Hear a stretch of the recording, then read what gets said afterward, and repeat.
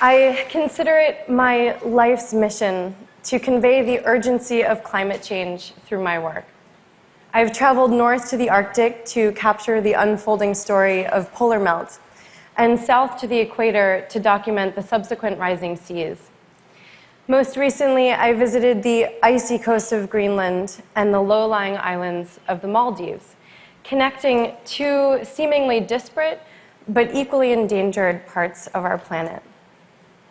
My drawings explore moments of transition, turbulence, and tranquility in the landscape, allowing viewers to emotionally connect with a place you might never have the chance to visit. I choose to convey the beauty as opposed to the devastation. If you can experience the sublimity of these landscapes, perhaps you'll be inspired to protect and preserve them. Behavioral psychology tells us that we take action and make decisions based on our emotions above all else.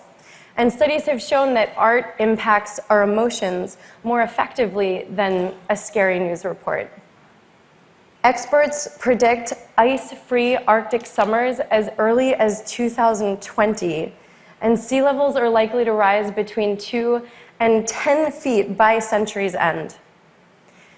I have dedicated my career to illuminating these projections with an accessible medium, one that moves us in a way that statistics may not. My process begins with traveling to the places at the forefront of climate change. On site, I take thousands of photographs, and back in the studio, I work from both my memory of the experience and the photographs to create very large-scale compositions, sometimes over 10 feet wide. I draw with soft pastel, which is dry, like charcoal, but colors. I consider my work drawings, but others call them painting. I cringe, though, when I'm referred to as a finger painter. But I don't use any tools, and I have always used my fingers and palms to manipulate the pigment on the paper. Drawing is a form of meditation for me. It quiets my mind. I don't perceive what I'm drawing as ice or water. Instead, the image is stripped down to its most basic form of color and shape. Once the piece is complete, I can finally experience the composition as a whole, as an iceberg floating through glassy water or a wave cresting with foam. On average, a piece this size takes me about, as you can see, 10 seconds.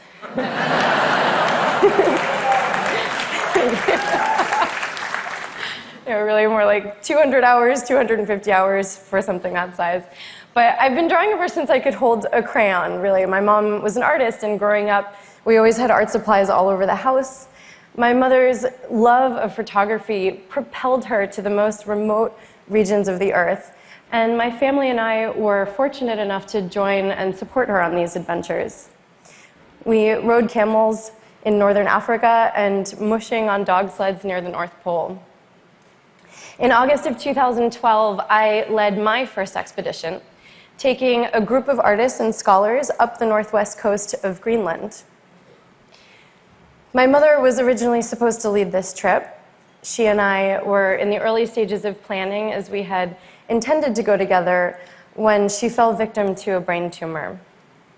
The cancer quickly took over her body and mind, and she passed away 6 months later. During the months of her illness, though, her dedication to the expedition never wavered, and I made a promise to carry out her final journey. My mother's passion for the Arctic echoed through my experience in Greenland, and I felt the power and the fragility of the landscape.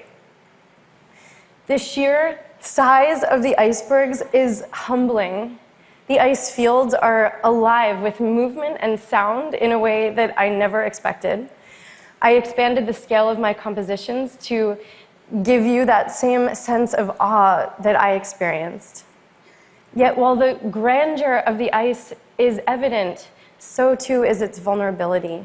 From our boat, I could see the ice sweating under the unseasonably warm sun. We had a chance to visit many of the Inuit communities in Greenland that now face huge challenges. The locals spoke to me of vast areas of sea ice that are no longer freezing over as they once did, and without ice, their hunting and harvesting grounds are severely diminished, threatening their way of life and survival. The melting glaciers in Greenland are one of the largest contributing factors to rising sea levels, which have already begun to drown some of our world's lowest-lying islands.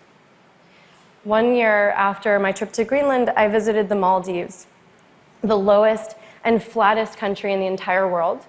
While I was there, I collected images and inspiration for a new body of work, drawings of waves lapping on the coast of a nation that could be entirely underwater within this century. Devastating events happen every day, on scales both global and personal. When I was in Greenland, I scattered my mother's ashes amidst the melting ice. Now she remains a part of the landscape she loved so much, even as it too passes and takes on new form. Among the many gifts my mother gave me was the ability to focus on the positive rather than the negative. My drawings celebrate the beauty of what we all stand to lose. I hope they can serve as records of sublime landscapes in flux, documenting the transition and inspiring our global community to take action for the future. Thank you.